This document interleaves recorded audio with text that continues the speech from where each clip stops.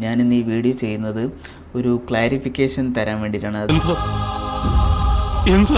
ഞങ്ങളുടെ കുട്ടി ചെയ്ത കുറ്റം ആൾക്കാർ എന്നെ ഇങ്ങനെ വളരെ മോശമായിട്ട് അല്ലെങ്കിൽ ഒരു അഹങ്കാരിയായ രീതിയിൽ എന്നെ ഇങ്ങനെ കണ്ടുകൊണ്ടേയിരിക്കുകയാണ്.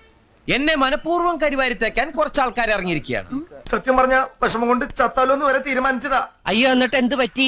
മരിച്ച പോസ്റ്റ്മോർട്ടം ചെയ്യലൊന്ന് പേടിച്ചിട്ടാ. ഇങ്ങനെ വീഡിയോ ഇട്ടിട്ടുണ്ടായിരുന്നു വെഡ്ഡിങ് സാരി എടുക്കാൻ പോയി എന്നുള്ള സംഭവങ്ങളെ. എന്തൊക്കെയാണ് നടക്കുന്നേ?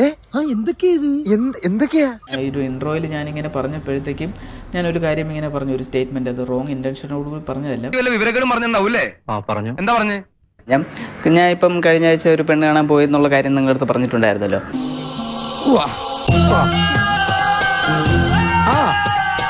അവിടെ നിന്നൊരു ബറ്റാലിയൻ ആൾക്കാർ ഇങ്ങോട്ട് വന്നു, ഒരു പെണ്ണിന്റെ ബന്ധുക്കളും കാര്യങ്ങളും എല്ലാവരും ഇവിടെ വന്നിരുന്നു. പിന്നെ ഒരു മുക്കാച്ചെമ്പ് ബിരിയാണിയിൽ നിന്ന് അവർ ആ കച്ചവടം അങ്ങ് ഉറപ്പിച്ചിരിക്കുകയാണ്. ചേട്ടന്മാരെ അപ്പൊ മത്സരിങ്ങി ഞാൻ പോയിക്കോട്ടെ. ദിനേശ്, എന്തോ നീ എന്താണ് പറയുന്നതെന്ന് നീ അറിയുന്നില്ല. വാസുവേട്ടൻ എന്താണ് പറയുന്നതെന്ന് ഞാനും അറിയുന്നില്ല. അവർ വന്ന് കഴിച്ചതിൻ്റെ കണക്ക് ഞാൻ പറഞ്ഞു എന്നും, എന്താ എപ്പോഴേ ബന്ധുക്കളെ താഴ്ത്തിക്കെട്ടി സംസാരിച്ചു എന്നും, പിന്നെ മര്യാദ കുറച്ചൊക്കെ ആവാം.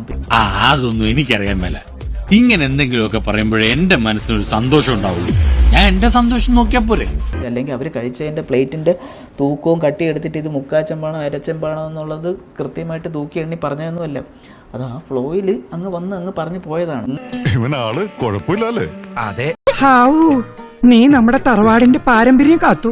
നമ്മൾ പറയുന്ന ഓരോ കാര്യത്തിനും ആൾക്കാർ പല രീതിയിൽ കിണ്ടിയും കീറിയും മുറിച്ചും പോസ്റ്റ്മോർട്ടം ചെയ്ത് അതിനെ വേറെ രീതിക്ക് പല രീതിക്കും വ്യാഖ്യാനിക്കപ്പെടും. സോറി, അറിഞ്ഞോണ്ടല്ല, മനഃപൂർവ്വല്ലേ.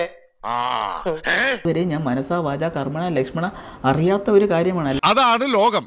നമ്മൾ മനസ്സിൽ പോലും കരുതാത്ത ചില ശവങ്ങളായിരിക്കും ചിലപ്പോ നമ്മുടെ ശത്രുക്കൾ, അല്ലേ സാറേ? അതായത് കേൾക്കുന്ന ആളിൻ്റെ ആ ഒരു മനസ്സ് അല്ലെങ്കിൽ അവരുടെ ഒരു ചിന്താഗതി, ഈ സംഭവങ്ങളെല്ലാം വളരെ വ്യത്യസ്തമായിട്ട് മാറിപ്പോകും. അങ്ങനെ അരമണിക്കൂർ കഴിഞ്ഞ് ബോധം തെളിയുമ്പോ ഞാൻ അബോധാവസ്ഥയിൽ കിടക്കായിരുന്നു. ഒരു കണക്കിന് ഞാൻ ലോറിക്ക് അടിയുന്നു, റോട്ടിൽ നിന്ന് എഴുന്നേറ്റ് നേരെ പൈപ്പിന്റെ മുട്ടി പോയിട്ട് മൂത്രം പോയ ജട്ടിയും കഴുകി നേരെ ആശുപത്രിയിലേക്ക് പോയി.